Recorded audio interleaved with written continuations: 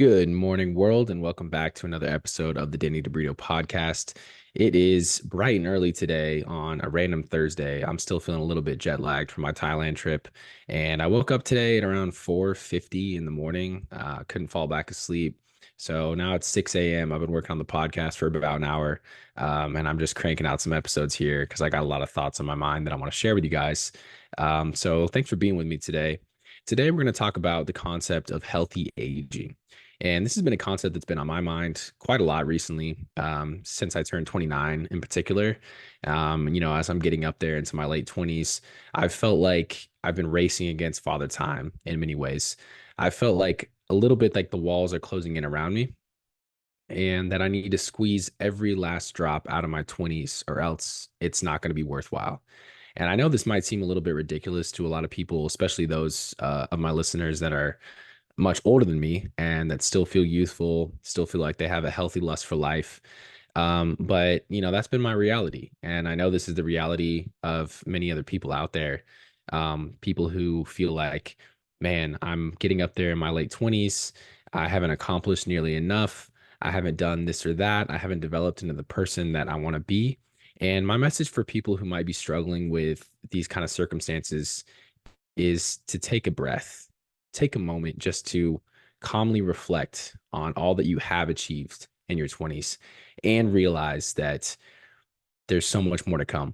It might sound a little bit cliche, it might sound a little bit corny, but it is the truth. And for anybody who's struggling with this idea of needing to maximize every last year of your 20s, just have patience with yourself. Realize that there's so many people out there in the world, famous people, people who have achieved amazing things in their career, who are still figuring themselves out in their 20s.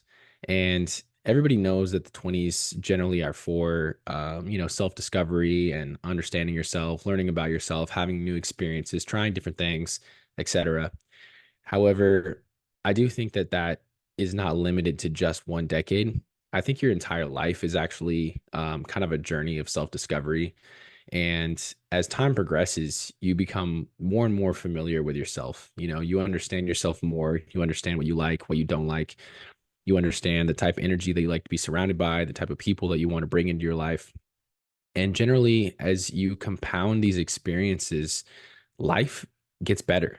I've talked to many people about this relationship with aging, people who are in their 60s, 70s, and tried to pick their brain to understand where they're coming from and how they view it now with life being in the rear view.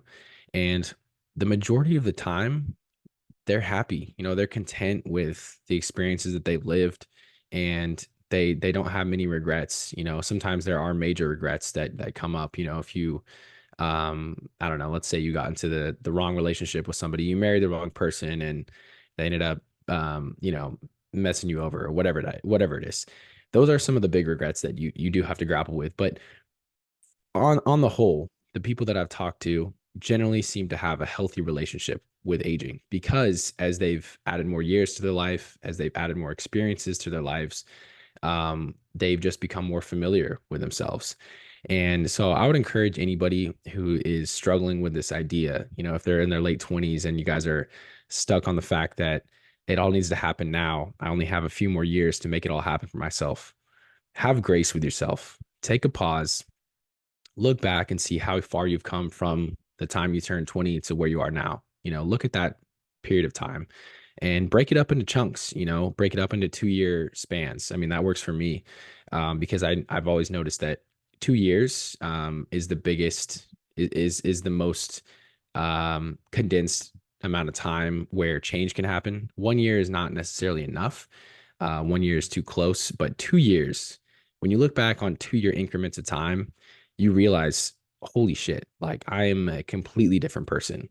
And I always found this with living in new cities too, that you don't actually necessarily get to know the city and get to know its people and its vibe and its culture until you've been there for 2 years.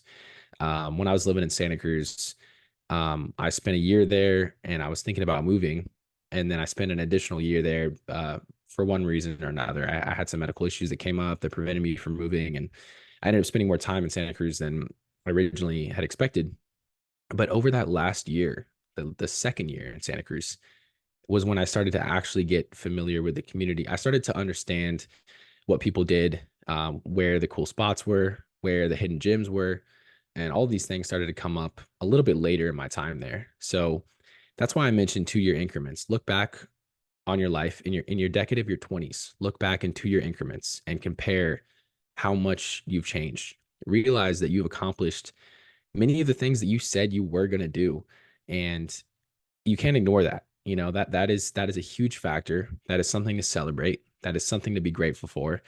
And you can also take that and look forward with it. You can look forward in 2 year increments and realize, oh, I've actually accomplished so much from 20 to 22, 24 to 26.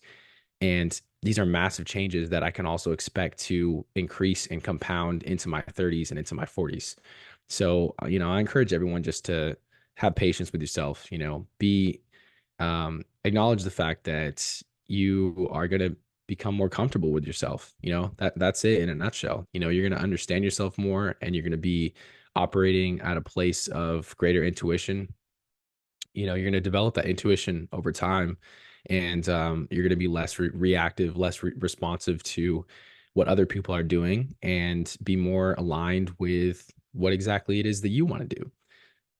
So, this is as much a message to you as it is a message to myself, just to have that frame of thought as you get into your later years, your later 20s. And it applies to any decade as well, because we always feel like we're getting old. No matter how old you are, you always feel like you're getting old. I saw a post from somebody the other day. They're like, "Man, I'm turning 22. I'm getting up there," or something. Like it was like their 22nd birthday, and I was like, "Oh my God, like that's crazy."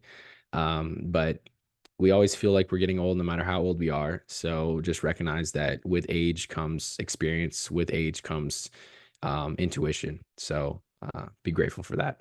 All right, guys, I'll talk to you next week. Peace.